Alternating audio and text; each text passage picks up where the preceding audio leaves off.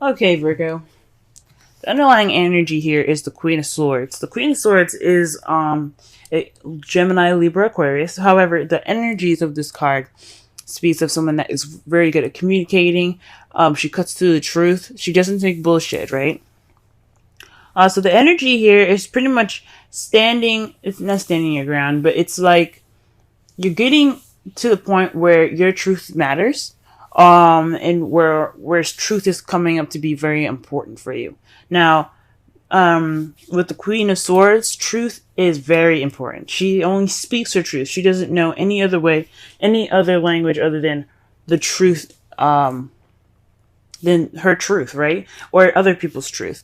She doesn't mess around when it comes to lies and stuff, because when she is lied to, that breaks trust, and you don't have a chance anymore. Like, if you were going to get some help from the Queen of Swords, it would be completely obliterated.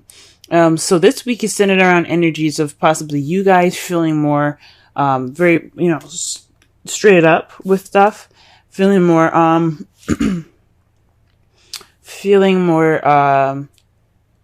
honesty oriented. Possibly this is a more logical and analytical week for you guys, because things are kind of, you're cutting away at the bullshit this week. This is what it's focusing on. This could be somebody that you're dealing with as an air sign as well. Someone that is, very logical than emotional. But it could very well be you guys, just wanting to get to the truth and only the truth. Now, the heart of the reading, we have the Queen of Swords. The Queen of Swords is someone that is loving, very nurturing, someone that's very intuitive and very in tune to their feelings. They're not very they express it, they feel it, so that's how they are. They express it through their feelings, communicating it sometimes. That's what the Queen of Swords is all about. She's all about communicating and speaking her truth and saying things. Whereas the Queen of Cups, she just acts and she just feels. She doesn't actually act. She just feels those things. She doesn't exactly communicate them. So one thing about the Queen of Cups to remember is that she is all about the feels. She's all about how she feels. She's all about what she is in tune to hearing, which is which is her emotions and her feelings and things. That's why she is very intuitive, and that's why she is the tarot card reader as well. This is the problem circumstance, and it's crossed by the Three of Cups. Now, the Three of Cups is all about friendships, communities, support, a network of people. It's a group, right? So this is speaking of possibly, lack of support, maybe. You're not getting that emotional support at this time. The Queen of Cups could also be a male. This is somebody that, all the queens that come up. I like to see it as you guys, male or female. I like to see the queens as you guys, as like, this is something internal, and the kings as external. But it is not always the case. A lot of times the Queen of Cups could be someone that's a Pisces, Cancer, Scorpio that you're interacting with, and they're not providing enough support for you guys, or you guys are feeling like that partner, right? You guys, like I said before, this could be you guys being very much in touch with your feelings, and you guys are just dealing with a lack of support possibly right now. You're not really centered around friends. You're kind of possibly being swallowed up by a group. You're kind of hidden in the shadows. You're not getting that support, right? So that's going on right now. So you guys are not getting that emotional support at this time. The Queen of Cups is also someone that's very romantic as well. So perhaps there isn't any romantic stability. Well, not romantic stability, but there isn't any kind of romantic support as well. The advice given for you guys this week is the Empress. The Empress is the manifestation card. She's also the motherhood card, because she is the person that takes care. She's the caretaker. She's nurturing. She's very nurturing. She's very patient, like a parent, like a mother would be. I read this for I think it was Aries, but I'm not 100% sure. I read this for another sign, and I said it's time to have patience, as if you were patience with a mother, as if a mother would have patience. This one thing very prominent about mothers, that they will, they will be patient with their kids, right? I'm not saying to actually be patient, like with your, like with anybody else, but but be patient with yourself if needed. However, with the rest of this reading, I honestly think this isn't talking about patience. This is talking about manifesting. This is talking about creating. It's starting to create. This is a time for you guys to create something, to manifest and begin something. Okay, she isn't about beginning. She's about, like I said before, giving birth to new ideas, to children, to etc. Right? She is the manifester, because she can just make anything she wants to exist happen. She just gives birth to anything, right? So this is telling me that this is your time to manifest, to give birth to new ideas, to give birth to to the support that you guys want, right? Since that is what you're lacking. But this is the time for you to manifest, to do so, right? This is your opportunity. Go ahead and do so. In the past, you guys had the Tower, so something unexpected came and radically changed your world. The Tower card is it's another universe intervention card, but it's kind of it's definitely not an empty threat here. It's kind of like an ultimatum given by the universe. If you don't do something that you need to do, then that you know that you need to do, then we will help you. We'll help push you in a situation where you have to do the thing that you're supposed to do. It's like, this is the Saturn card. It's kind of like karma here. So Saturn is all about karma and doing what you need to do. He will put your butt in gear. He will make sure you do what you're supposed to do, or he'll help you towards your potential. Most of the time, well, some of the time, it's not in a nice way. Okay. And especially with the cards falling up after this, I don't think it was very nice. Sometimes the Tower can surprise you with something wonderful, right? It could be a wonderful, wonderful surprise because it's unexpected and you don't see it coming. But if it's something that you were supposed to do and you hadn't done it, then it can leave you kind of discombobulated and having to work from the beginning, having to start all over, because as you see here, the people coming out of the Tower, they put a lot of work, and they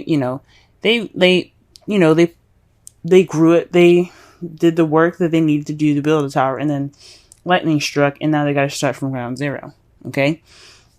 So that's in the past. So some unexpected change had radically changed your life. In the present, though, you have the Devil. So this is about attachments, addictions, habits, possibly that you feel that you have no control over it, what you actually do. Because one thing about the Devil here is that the two people sitting on the bottom, they have chains around their necks, but they don't look distressed. They're chilling, drinking, hanging out, right? This one, like the lady here, she can easily get out because her chains are just filled with flowers. So if she wanted to leave, she could just simply stand up, break the vines, and be out, But this is voluntary. This is something that they want to do. They don't care to just hang out with the Devil. With these two people there, this speaks of a voluntary addiction. So it's something that can be broken, but you decide not to. So there could be some habits that are going on that you guys are like having to confront now.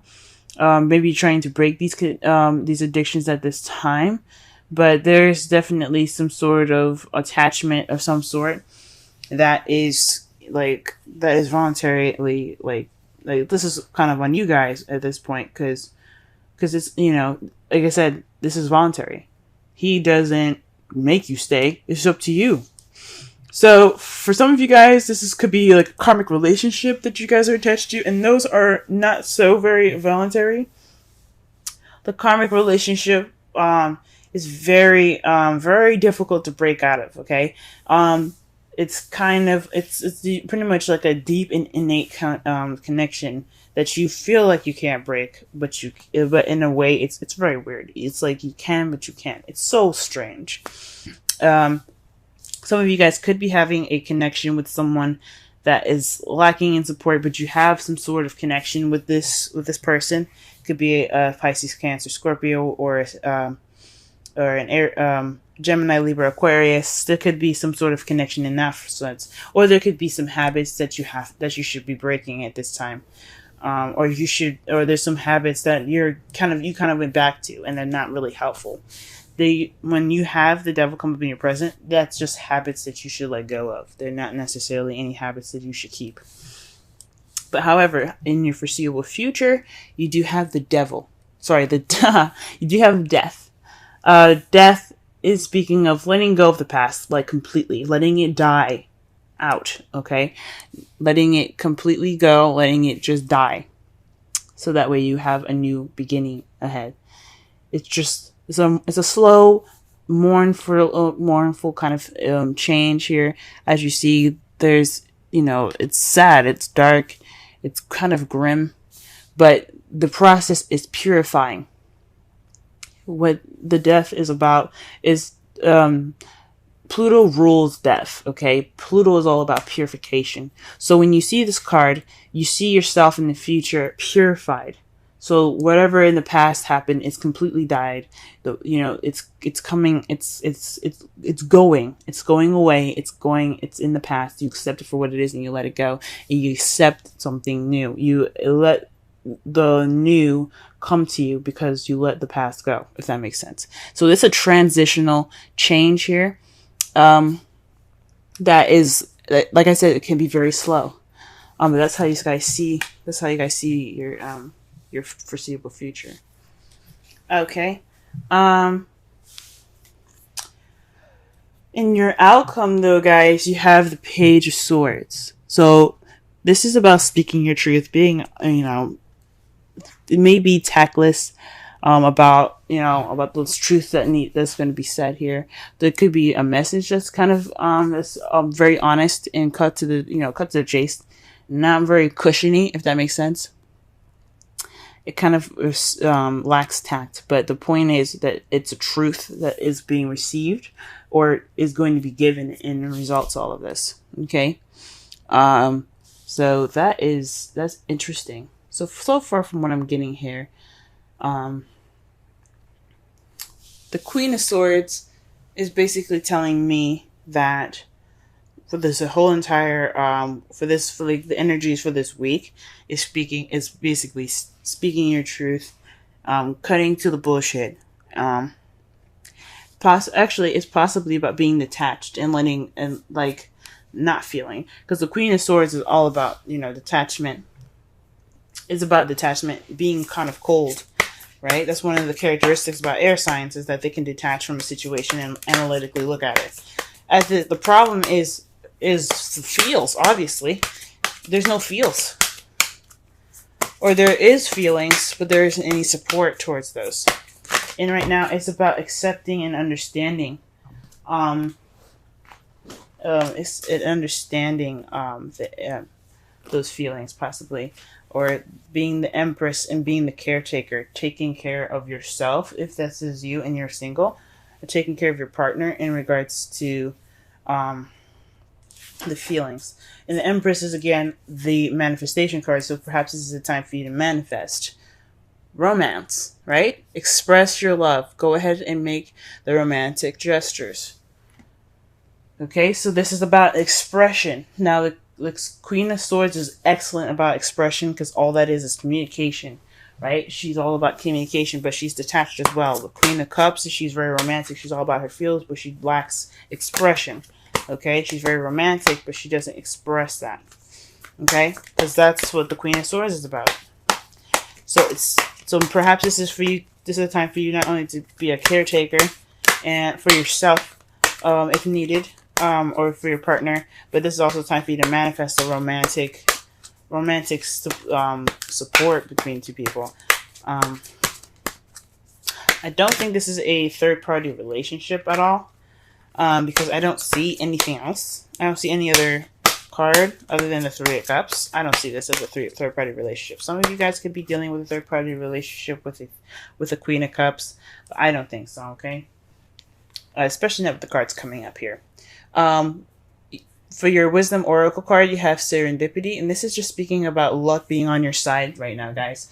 This is a time for you definitely to manifest a romantic support network for yourself, or for you and your lover or your partner, because luck is on your side. This is it's like the Wheel of Fortune. You know, the Wheel of Fortune is about change of luck, and things like that. So with Serendipity, this is saying luck is on your side.